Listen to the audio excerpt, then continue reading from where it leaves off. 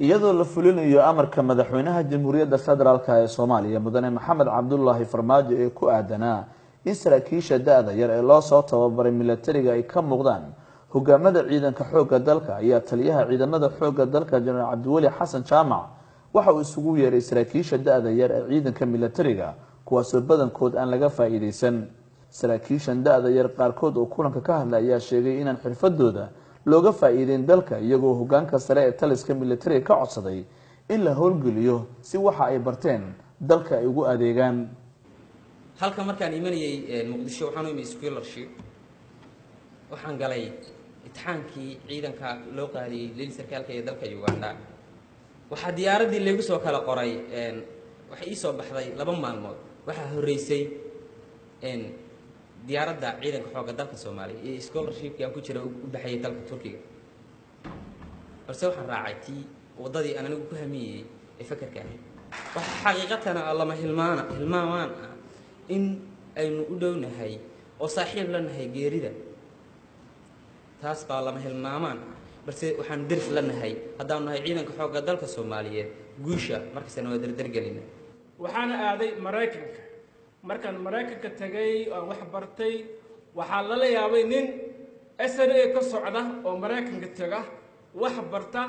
oo buundo fiican ka keena waxay leeyihiin ciidanka xoogga dalka Soomaaliyeed waxa laga gudbiyaa report qaldan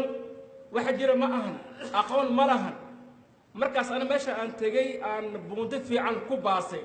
ayaa hadda waxa lagu barbaariyay oo la ii sheegay inaan Mareykanka iska joogo aan baxsado أنا وحنا هاي ما بحثنا يو أنا وحي صادر وطن وحي صادر SNA فمل كيجا يو قوس كيجا مصادرين وحنا مثلا يا SNA وحنا كشغلة سمعة SNA وحنا على أقاطي إن دلك دفاعه ما هنا دفاع قوس كيجا نفس الديدة وحنا بقى سدي أنا وحالة شرط كجت إن صولابته ودك كصولابته شقيه استيل وحنا ديار واحد inaan sheerjito u dhinto saraakiishan da'da yar oo badankooda heer jaamacadeed kuna soo tababartay dalalka Turkiga, China, Uganda, Masar, Suudaan, Mareykanka iyo kuwa kale ayaa ka codsaday madaxda taliska militariga inay qayb muhiim ah ka qaataan dhalinyaradan dagaalka ku wajahan kooxaha nabadiidka si u hubiyaan rabitaanka shacabkooda ee ku aadan inuu nabad ku noolaado waxaa farxad noo ah inaan maanta taliyaha hortiisa ka sheegno wax walba oo aan tabanayno saraakiishii hore oo naga horeysay markaan wareysano minister gaal wuxuu ku leeyahay markaan xidigla ahaa mas'uuliyadaasaan haya waxay nagu qaadatay annagoo infantry soo baranay inaan ku dabaqno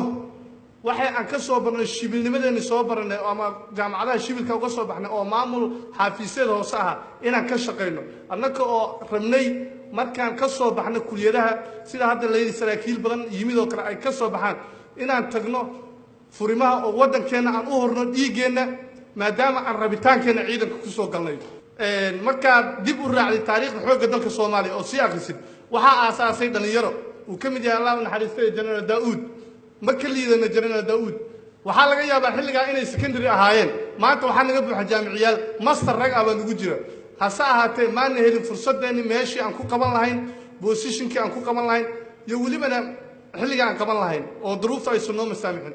noo heeli oo aan u heelina dalka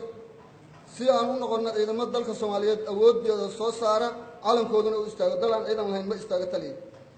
taliye waan arag waxa dalku uu ka dhaqaaq weynay waan xusuustaa waana nood gareeyay waana hayaa aqoonta wax lagu dhisay wax lagu asaasay taliye haddii naloo siiyo fursad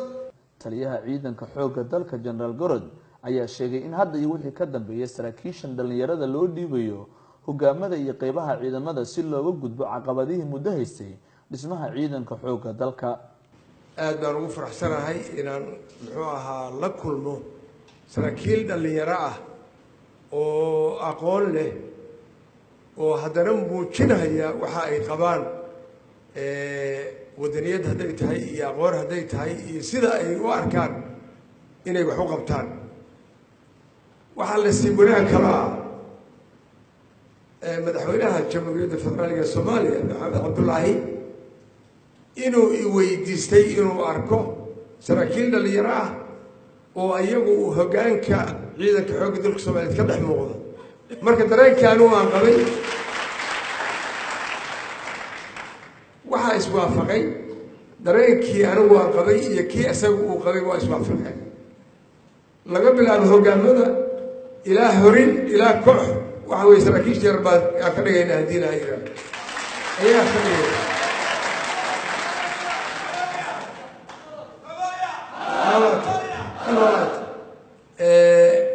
waxaan qabaa inaad aqoonteedii leedihiin waxaan qabaa sida hadda rag u fakarahayn inaan u fakarayo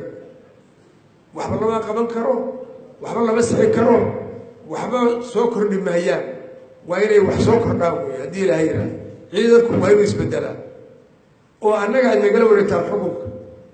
toddobaadkii tegay ayay ahayd markii madaxweynaha jamhuuriyadda federaalk ee Soomaaliya mudane Maxamed Cabdullaahi Farmaajo uu kulan kula yeeshay hoggaanka sare ee ciidanka xoogga dalka